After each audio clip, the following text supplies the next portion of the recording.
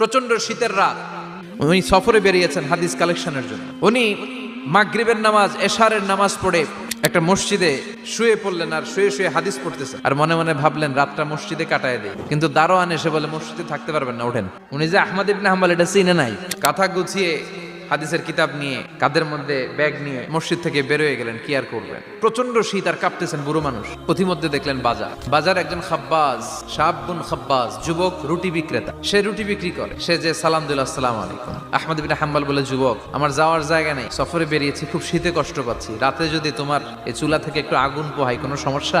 যুবক বলে, না না, সমস্যা না, আহলান ওয়া সাহলান, বসে আমদের আসেন আসেন, আপনি আগুন পোহাইলে আমার সমস্যা কি? আল্লাহ শুকরিয়া করে উনি বসলেন আর আগুন পোহাচ্ছেন। আর খেয়াল করলেন যুবক রুটি বানায় আর পরে আস্তাগফিরুল্লাহ, রুটির দলা বানায় পরে আস্তাগফিরুল্লাহ, খামির বানায় আর পরে আস্তাগফিরুল্লাহ, খালি এটাই পড়তেছে। ইমাম আহমদ ইবনে হাম্বল তো অবাক, কিরে এটা আবার কেমন যুবক, খালি আস্তাগফিরুল্লাহ। উনি প্রশ্ন করলেন, যুবক ঘটনা কি?